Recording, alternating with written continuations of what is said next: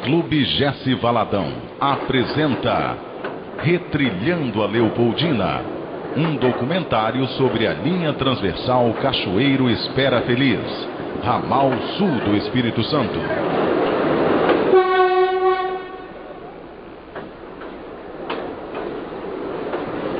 Apoio: Prefeitura Municipal de Cachoeiro de Itapemirim, Rede Ferroviária Federal, Associação Brasileira de Preservação Ferroviária. Patrocínio: Drogaria Cachoeiro.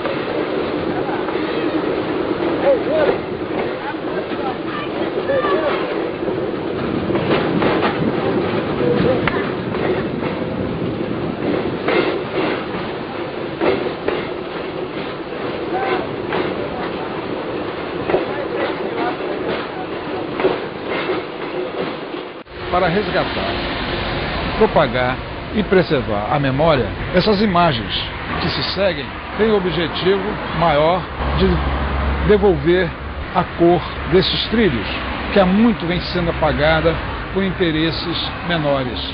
Havia um comentário na época aqui no nosso meio que o trem de Carangola ele ia prosseguir até Marataízes. Foi exatamente nessa época que fecharam a linha de Castelo. Não teve mais trem de Castelo, a linha de Carangola.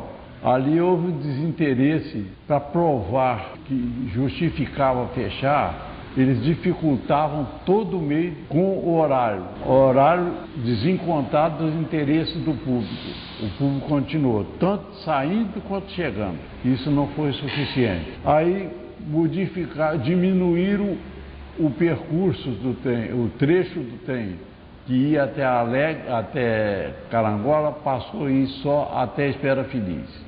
Isso não foi suficiente também, porque o passageiro continua dando preferência e a parte também interessada no transporte de mercadoria, requisitando vagões, continuando tudo como antes.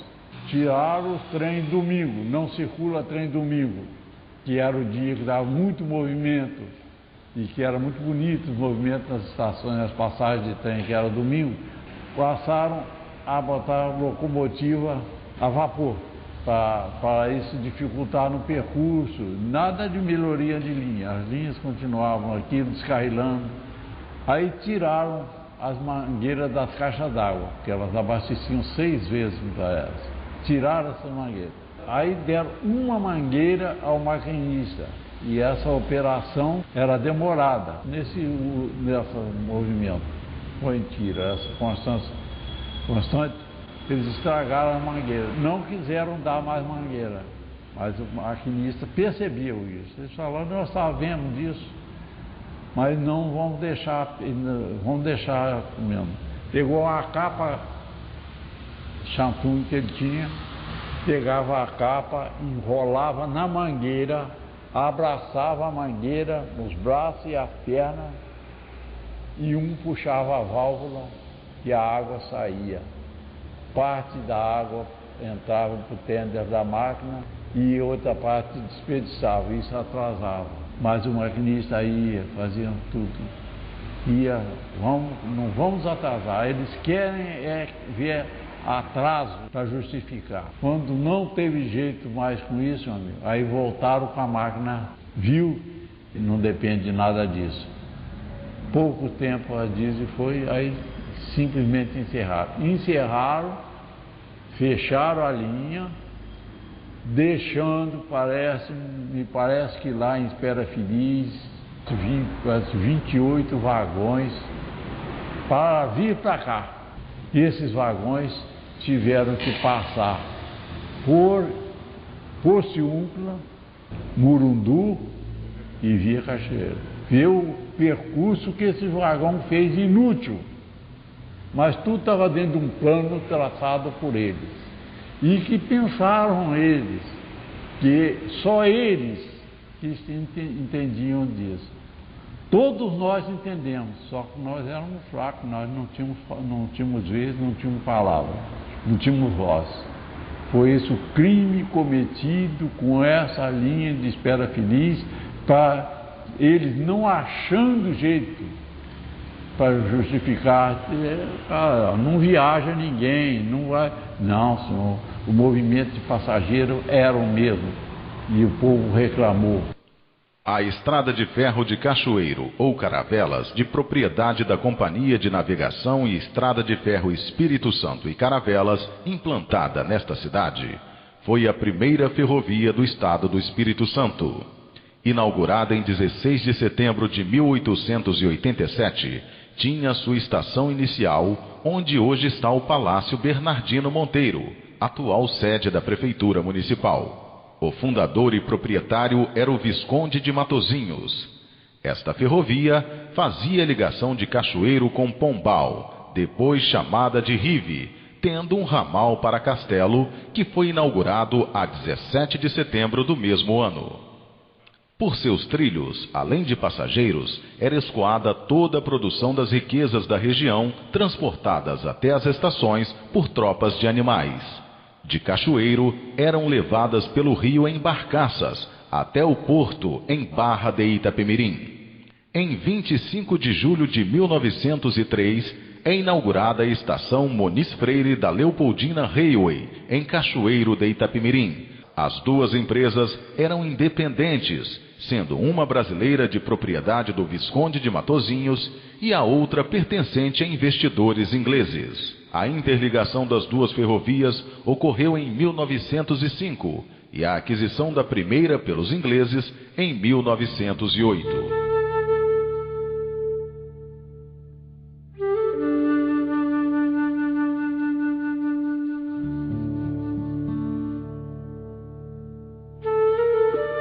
Nossa viagem ao passado é nostálgica e crítica, pois além de acabarem com o transporte ferroviário, taxando-o de obsoleto e antieconômico, não houve a preocupação em preservar a memória de tão gloriosa época, onde o esforço de milhares de homens abnegados transformou-se em cinzas.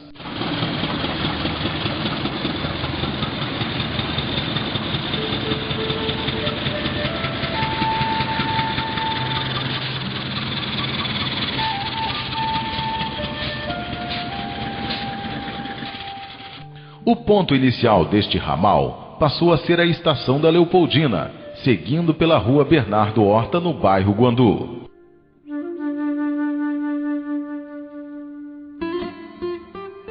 Seguia, então, pela margem direita do rio Itapemirim, cruzando os atuais bairros Teixeira Leite e Eupídio Volpini, o antigo Valão.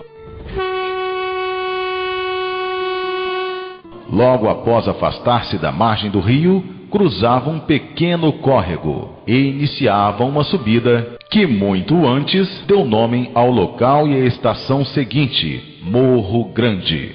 Construída à época da Leopoldina, em 1936, a pedido dos moradores locais, quando já era utilizada a madeira e não trilhos para a sustentação da cobertura da plataforma. Ao lado, havia uma serraria, servida por um desvio na ferrovia, onde também eram reformados carros de passageiros. Esta era a última estação com trilhos e operacional em todo este ramal, estando hoje desativada. Seguindo a 4 quilômetros de Morro Grande, encontra-se os terminais de carregamento de calcário e blocos de granito. O calcário vai para a CST, em Vitória, para o processo de fabricação do aço. O terminal multimodal recebe ainda blocos de granito originados do norte do estado, e a ferrovia leva até o Porto de Vitória os blocos do sul para exportação. Aqui, vêem-se as pontas dos trilhos do pequeno trecho ainda existente da primeira ferrovia do Espírito Santo. Chamada inicialmente de Duas Barras, posteriormente Matozinhos, em homenagem ao Visconde, proprietário fundador da ferrovia, e finalmente o nome atual, Coutinho, em homenagem ao então presidente do estado, Henrique Coutinho. É a mais antiga estação existente no Espírito Santo, completando 120 anos neste ano de 2007. A água que abastecia as locomotivas era bombeada do rio para a caixa d'água através de uma bomba a vapor, que ficava ao lado, hoje transformada em residência. A Casa de Turma, apesar de modificada posteriormente, também é da época da Caravelas. Entrei aqui em 1962, quando eu entrei na rede. Mas eu trabalhei numa companhia empreiteira, empedrando essa linha até em Rive. Fechamos essa linha em 68, e em 71 nós começamos a arrancar ela. Desta estação, partia o ramal para Castelo, com 21 quilômetros de extensão. Logo no início deste ramal, havia uma majestosa ponte metálica em treliça, com 2 vãos, sobre o rio Itapemirim. Foi cortada em pedaços e vendida para Ferro Velho alguns anos após o fechamento deste ramal. Da parada Sapecado, partia um ramal particular que servia uma fábrica de laticínios e a usina São Miguel, que produzia açúcar e álcool.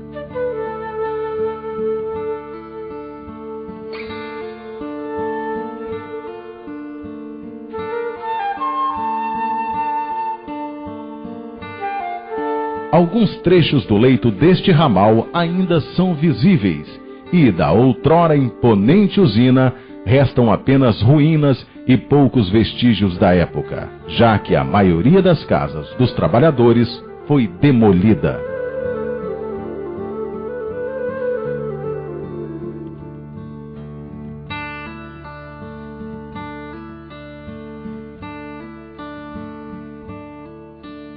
Conduru, antiga parada Chave de Pedreiras. Essa estação foi reconstruída pela Prefeitura de Cachoeiro, após ser vendida pela rede e quase toda demolida pelo comprador.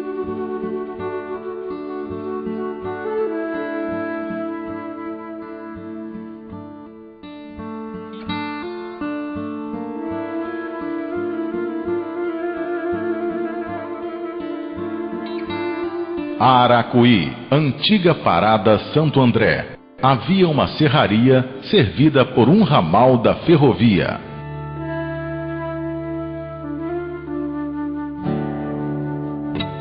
A estação de Castelo foi construída junto à margem direita do rio Castelo.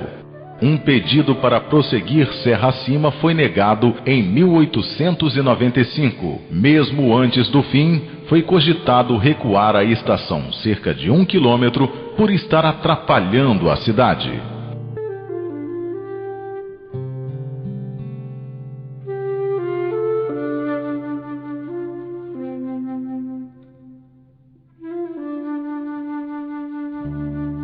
Os trens deste ramal sempre partiam ou chegavam de Coutinho, onde faziam conexão com os trens de Espera Feliz, São João da Mata. Nesta parada havia uma serraria, servida por um desvio que recebia toras e exportava madeira serrada.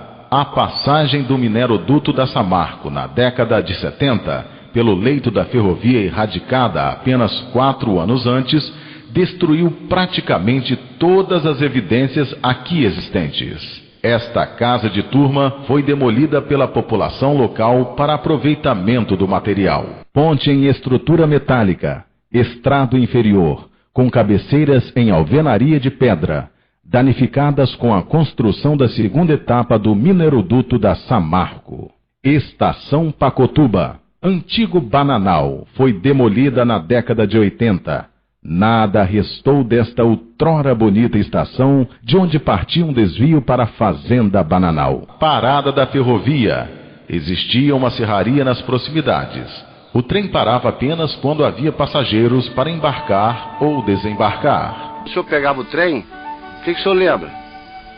Como é que era a viagem do trem? Conta alguma coisa sobre o trem da época. Não, aqui o trem era muito bom aqui, ué. O senhor tinha quantos anos nessa época, quando o trem acabou, o senhor lembra? Mais ou menos? Ah, o senhor sabe que eu não tenho certeza, não.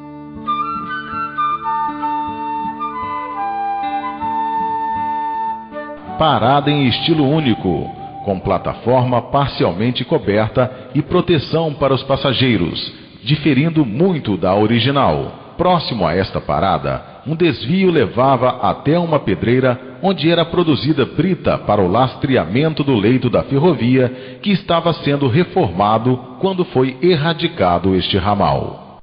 Ponte em estrutura metálica, estrado inferior com cabeceiras em alvenaria de pedra. Esta não é a estação original da época da Caravelas, que ficava 229 metros adiante, próximo à Vala do Souza, de onde veio o nome original. Posteriormente, este foi mudado para Sabino Pessoa e, finalmente, Jerônimo Monteiro. Recentemente, o prédio recebeu um acréscimo no mesmo estilo da construção original, mas a fachada foi muito modificada. Esta casa de turma teve seu telhado original substituído e atualmente está em processo de demolição para o aproveitamento do material. Junto a ela, havia uma ponte em estrutura metálica, estrado inferior, com cabeceiras em alvenaria de pedra. Ponto final da estrada de ferro Cachoeiro ou Caravelas, tendo como primeiro nome Estação de Pombal. Posteriormente mudado para Rive, em homenagem a Charles Rive, engenheiro inglês que trabalhou na construção da estrada de ferro sul do Espírito Santo e foi assassinado próximo a Iririti-Mirim em 1897, quando foi assaltado por bandoleiros. Tinha 30 anos então. Em frente à estação havia armazéns de depósito e compra de café, de onde eram embarcados nos comboios ferroviários. Em 1908, esta ferrovia foi comprada pela Leopoldina Railway. No ano seguinte, procederam-se os estudos para estender o traçado a partir de Rive, passando por Alegre e Guaçuí, até Espera Feliz, onde este ramal interligava-se com a linha de Manhuaçu.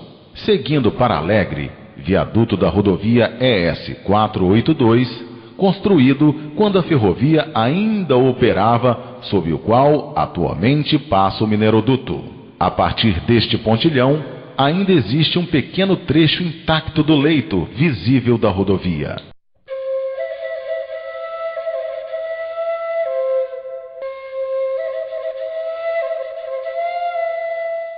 Eu fui nascido e criado aqui. Aí minha casa era ali do outro lado. Descarrilou ali em cima, na curva ali em cima. Eu tinha o quê? Uns 10 anos. Aí eu fiquei todo alegre, porque eu falei assim, aquele pessoal vai ficar de lá, vai ficar no trem lá, vai demorar a sair e eu vou ganhar dinheiro. Aí cheguei em casa e falei pra minha mãe para fazer café para eu vender. A minha mãe fez um café, eu fui lá vender, vendi tudinho, cheguei correndo, falei pra ela, faz mais café que o pessoal comprou e quer mais, não sei o que, faz uma broa, não sei o que, não sei o que.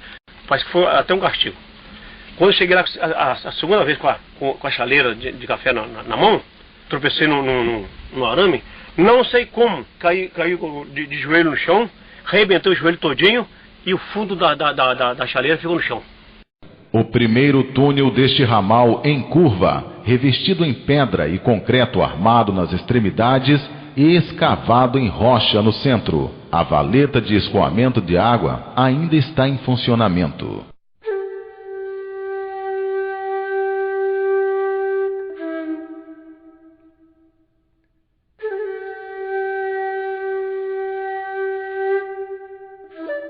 Neste trecho do Rio Alegre, foi construída a usina hidrelétrica para aproveitamento do potencial da cachoeira. Ponte em estrutura metálica, estrado inferior com cabeceiras em alvenaria de pedra. Estação de segunda classe, inaugurada em 21 de junho de 1912, onde hoje funciona o Instituto Histórico e Geográfico de Alegre. Entra aqui a força, faca no peito, que eu não queria vir, em 1942. Acontece que quando eu cheguei aqui, daí a 14 dias, de onde eu vi Porciúncula, fizeram um abaixo-assinado por 350 assinaturas, da Leopoldina, exigindo a minha volta para Porciúncula. Aí o agente daqui me chamou e disse: Medel, sou velho há muito tempo, vou te dar meu conselho. Mas se fosse você, não ia não. Não ia porque você vai pôr uma pedra na sua carreira. Bom, quando eu mudei para cá, eu tinha 7 anos. Lá era o virador, porque a linha do virador passava na frente da minha casa. A linha que vinha de Carangola passava aqui na frente, para ir na estação. Logo na frente tinha a caixa d'água. Aí chegava o carro de galinheiro. E a gente ia pegar os ovos, que as galinhas iam botando. Eles juntavam 1 dúzia, 2 dúzias, 3 dúzias, e nós juntávamos e levava para vender. Deixando Alegre, a ferrovia cruzava logo adiante o rio. Atravessava mais à frente um túnel em pedra e concreto armado, atualmente utilizado, tal qual o antigo leito, como estrada vicinal. Os 3 túneis deste ramal foram tombados por iniciativa do Instituto Histórico e Geográfico de Alegre, que realiza caminhadas periódicas pelo antigo leito da ferrovia. Aqui havia uma casa de turma que foi demolida em maio de 1959. Ao lado, um pontilhão com 5 metros de vão. A partir deste ponto, a estrada deixa o leito. Ainda hoje, existem cercas construídas à época da ferrovia e outros vestígios, como este trilho de cremalheira, servindo como esteio de porteira. A linha era obrigada a contornar muitos morros para evitar túneis. Também resistiram ao tempo drenos e até o lastro em brita, como neste trecho. Drenos em chapas de aço corrugadas estão em excelente estado de conservação após 3 décadas de abandono. Poucas obras ostentam a data de construção como estas. Para vencer um desnível de 387 metros entre Alegre e Celina, a ferrovia precisava fazer muitas voltas, sendo possível visualizar a cidade de Alegre ao longe e de mais de um ponto. Algumas referências para quem viajava ou trabalhava na ferrovia ainda existem, como este muro para contenção de enxurrada. E estas casas, no início de mais uma curva em ferradura, onde fica esta cachoeira. A casa de 1933 ainda resiste ao tempo. As marcas deixadas no chão pelo pisotear do gado dão a impressão de dormentes recém-retirados.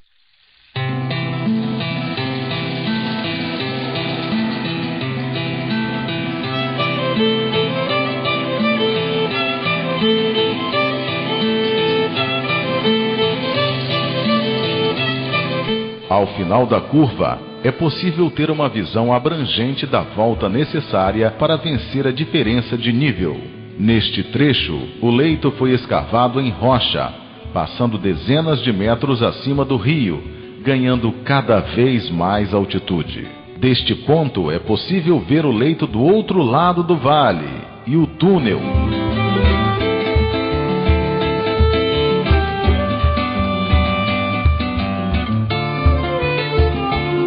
Várias árvores dominando onde era o leito. Dá para ver ali o empedramento original da linha.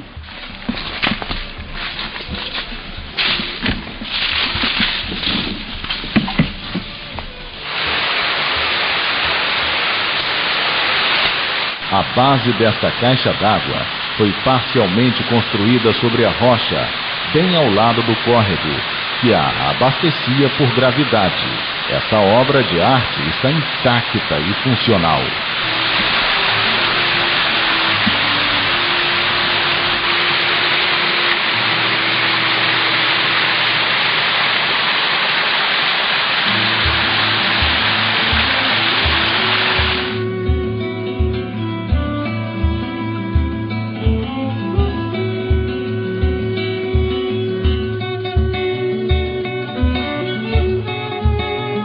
Antes do túnel, um muro de contenção foi necessário devido ao declive do terreno.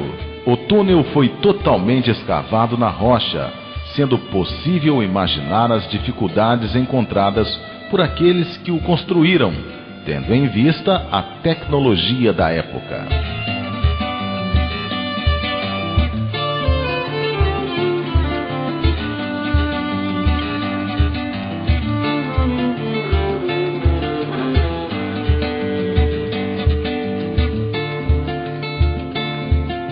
Aqui vemos uma passagem inferior para gado, que resiste ao tempo em perfeito estado.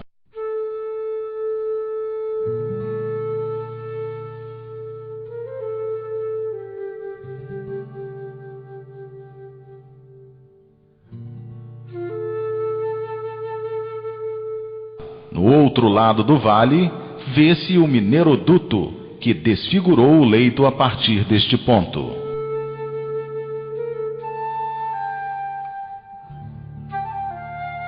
Estação de quarta classe, atualmente utilizada por um cartório e uma agência dos Correios. Em precário estado de conservação, esta estação foi restaurada pela comunidade. O Brasil não tinha condições de fazer a estrada de ferro. Aí o inglês veio para fazer, como foi feito. Mas quando estava na mão do inglês, era perfeito. Os trens corriam no horário certo. Tanto que quando queria falar em horário certo, falava horário em inglês. Era formidável. E o trânsito era aqui. Aqui em Celina foi o distrito maior produtor de café. E na década de 40 e 50, o cidadão fez ao engenheiro, ele falou assim, a menina, a Celina, estava brincando assim na sala. Perguntou a ele, qual é o nome dessa sua filhinha caçula? Ele falou, chama Celina. Então a estação aqui vai receber o nome dela em homenagem à boa vontade do senhor.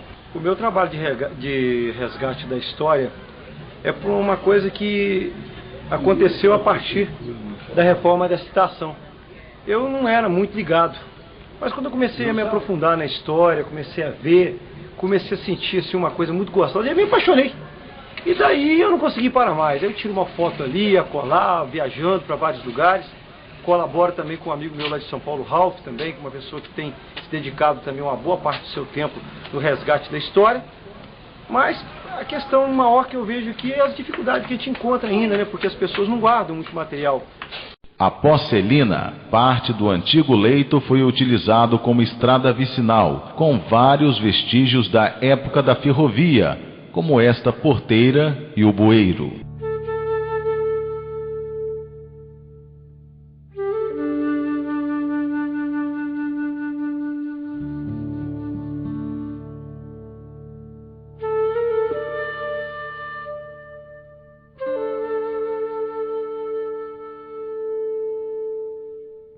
Serpenteando pelos vales, a ferrovia ia ganhando altitude para transpor montanhas e contorná-las em incríveis curvas em S, voltando a descer ao aproximar-se de Guaçuí.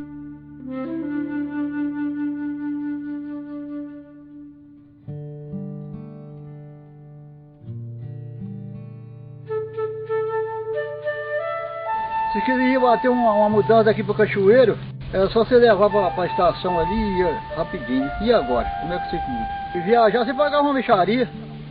Passagem era... E quantas vezes nós vinha lá do Rio Preto aqui em Guaçuí? Próximo à casa de turma, existe um aqueduto sobre a ferrovia que levava água para acionar gerador e demais máquinas da fazenda. Aí eles fizeram aquela coisa para a água do homem passar por cima e os movimentos dele ficar tocando do mesmo jeito ali, a máquina de café, moinho de fubá e tudo tinha ali. Ponte em estrutura metálica, estrado inferior com cabeceiras em alvenaria de pedra. Após esta ponte, ainda resiste ao tempo um armazém do antigo Departamento Nacional do Café, depois IBC, servido por um desvio da ferrovia. Em seguida, ao lado do viaduto da rodovia, outra ponte, igual à anterior. Depois, outra ponte metálica treliçada, com cabeceiras em alvenaria de pedra. Chegando em Guaçuí, o triângulo para reversão de locomotivas. A rodoviária ocupa atualmente este espaço. Estação de segunda classe com um grande pátio, que foi demolida para a abertura de rua e construção da atual praça e o prédio da prefeitura. Eu entrei em 1954 em Divisa, Dores do Rio Preto. De Dores do Rio Preto eu vim para São Romão. De São Romão eu vim para aqui. Daqui, que acabou a linha aqui, então eu peguei e fui para Minas. Mas tinha a Ramona, da Maria Fumaça, que eles falavam, né? E depois veio as máquinas diesel, né? Tinha uma máquina que chamava rendeira, pesada, aí abria muito. Na saída de Guaçuí, a ferrovia cruzava o rio através de uma ponte metálica treliçada, com gabarito, que são estes arcos sobre ela. Após a ponte, foi construído um pequeno abrigo para uma bomba destinada a abastecer a caixa d'água junto à estação. A partir de então, a linha subia novamente, fazendo grandes curvas em U, até chegar à próxima estação. O posto telegráfico São Romão foi construído a pedido dos moradores locais, que antes precisavam deslocar-se até a parada São Romão, situada mais adiante. Essa linha aqui foi tirada em 70. Eu casei em 69, daí um ano o trem passou retirando a linha. Que passava só trem de carga, depois de 68. Parou o trem passageiro. O trem de carga não parou não. Ele passava segunda, quarta e sexta. A antiga parada São Romão ficava junto à caixa d'água e ao lado da casa de turma. O estilo desta casa de turma é totalmente diferente das demais, por causa das duas frentes de construção da linha, uma partindo de Rive, outra de Espera Feliz, tendo sido construídas por empreiteiros diferentes. Seguindo pelo vale, a ferrovia atravessava o rio logo à frente, através de um pontilhão com 5 metros de vão. Continuando a subir, a ferrovia vencia mais uma montanha, no antigo quilômetro 600, hoje totalmente desfigurado pela passagem do mineroduto da Samarco. Descendo a seguir, alcançava a parada Pimentel, da qual não existem mais vestígios. Era o ponto de parada mais alto atingido pela ferrovia no Espírito Santo. Um pouco mais à frente, ocorreu um acidente em 13 de janeiro de 1912, ainda na construção da ferrovia, quando uma composição com trabalhadores afundou no leito ainda em construção, causando a morte de vários operários. Em memória deles, foi construído este monumento no local. O maquinista foi testar a linha, ela fundiu nesse meio aqui. Eles faziam fogueira de dormente, para ir para frente, para ir andando, né? E ficava aquilo ali para depois eles terminar. Aí veio a plataforma, lotada de gente, né? Aí quando chegou ali, pior que era falta embaixo. Quando o trem passou com a plataforma, pegou e... A plataforma estava na frente da máquina? Atrás da máquina. Atrás. Então a máquina caiu também? Caiu, fundou. Subindo novamente, a ferrovia vencia mais uma montanha e descia até a estação seguinte. A estação de Divisa, nome anterior de Dores do Rio Preto, ficava entre a casa do agente e a caixa d'água, todas já demolidas.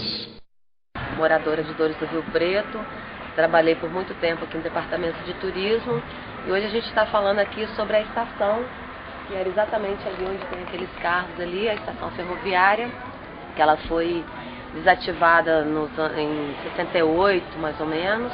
E hoje só tem as lembranças, né? Porque poucas fotografias que devem existir por aí, nós não temos esse acervo. A estação foi demolida até por uma falta de entendimento das pessoas, uma forma de saber reivindicar, porque funcionava como prefeitura e ali ia ser reformada, ia ser descaracterizada, então as pessoas, em uma atitude de revolta, acharam por bem demoli-la, né? Hoje a gente já sabe que tem outras formas de estar preservando esse patrimônio nos municípios. Através da atividade turística, com certeza seria muito interessante que tivesse ainda funcionando a linha de trem. Talvez ainda, né, com incentivo do governo e da Secretaria de Turismo aí, a gente consiga, aos poucos, estar trazendo, né, como Minas Gerais já tá resgatando alguns trechos, né, para o turismo. Logo após, cruzava o Rio Preto. Menos de 1 quilômetro à frente, um pontilhão com vão de 4 metros e 80 centímetros, situado numa grande volta que a ferrovia era obrigada a percorrer para vencer o desnível junto aos morros próximos, onde o antigo leito está parcialmente ocupado por várias casas. Seguia pelo vale de um córrego que atravessava logo a seguir, através de um pontilhão.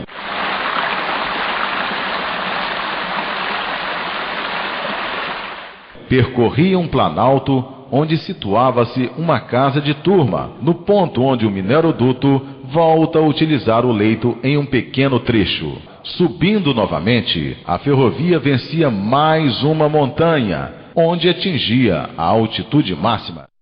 Um pouco mais à frente, o leito foi cortado pela rodovia entre Guaçuí e Espera Feliz, justamente junto à entrada capixaba para o Parque Nacional do Caparaó. Descia então até atingir a estação de Espera Feliz, inaugurada em 24 de novembro de 1913. Era o ponto final deste ramal, onde entroncava-se com a linha de Manhuaçu. A estação de Espera Feliz era de segunda classe, com 2 plataformas, uma para cada linha. Atualmente, abriga bares e a rodoviária, e está razoavelmente bem preservada, apesar de algumas alterações e dos anexos construídos. Meu nome é Darcy Frost, sou filho de Manuel Frost, ex-ferroviário, que era servidor de máquinas aqui da estação, do barraco. Aqui tinha um barracão, aqui era um triângulo onde as máquinas viravam. Aqui existem 3 saídas, uma para Cachoeira da Mirim,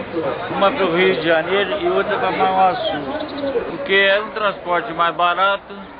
Vinha tudo pelo vagão, vinha cimento pelos vagões, vinha açúcar, vinha até cigarro. Toda coisa que ela vendia cigarro a prazo. Este é um pequeno histórico dos gloriosos tempos da estrada de ferro e dos homens que a construíram, transportando por décadas toda a riqueza e o progresso do Estado do Espírito Santo. 4 anos após a erradicação deste ramal para escoar o minério de ferro de suas jazidas em Mariana, Minas Gerais, a Samarco Mineração precisou construir um dispendioso mineroduto, agora duplicado, de 400 quilômetros de comprimento até Ubu, ao litoral capixaba, seguindo em boa parte pelo leito da antiga ferrovia, que havia sido erradicada por ser antieconômica.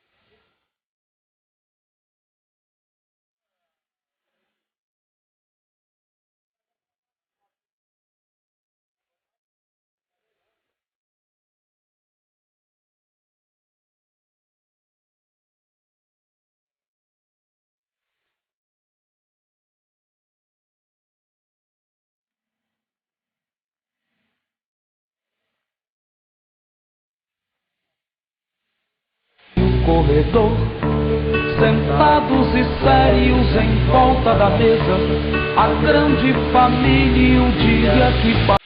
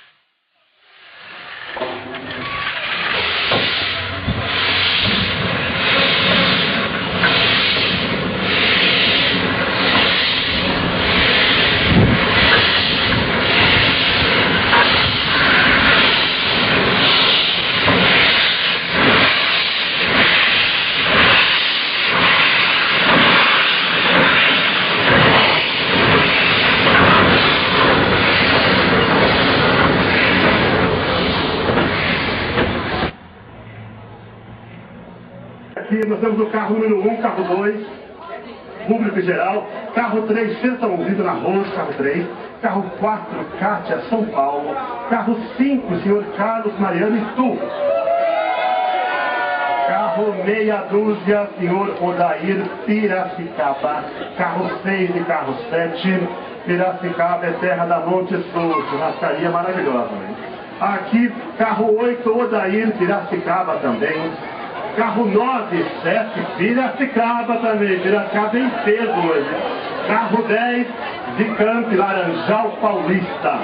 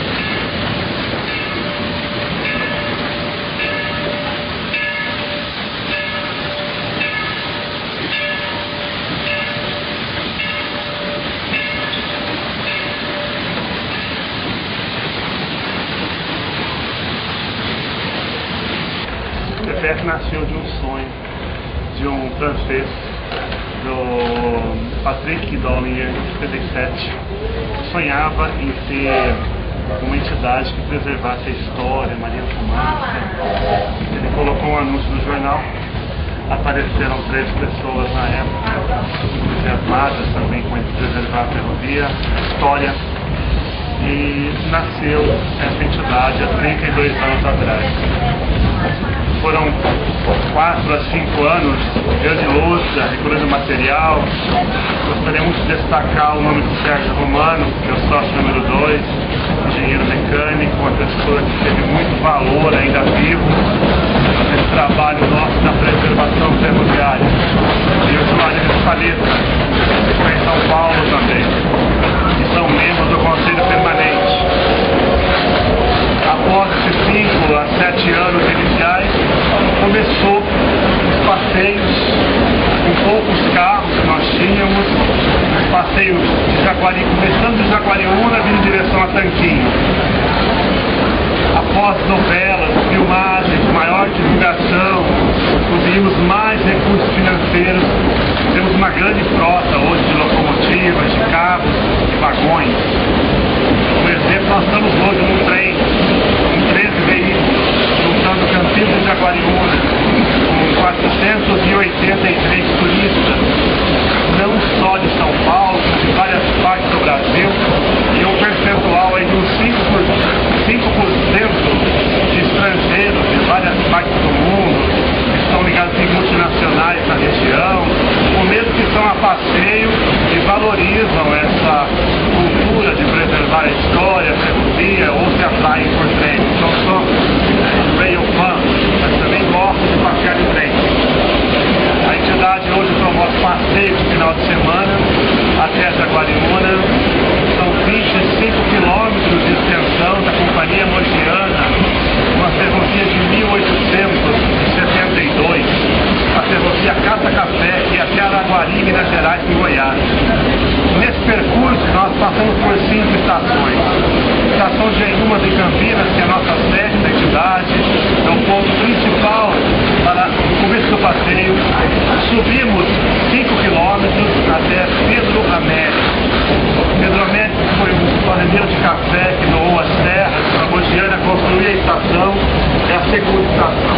Então nós temos 7 quilômetros de descida até Tanquinho, no meio da Santa Maria. Tanquinho aguarda um telefone muito antigo, colocando uma história de Campinas, primeira cidade brasileira com telefone funcionário. De Tanquinho nós seguimos atravessamos o rio Atibaia, com os cartões postais do nosso passeio.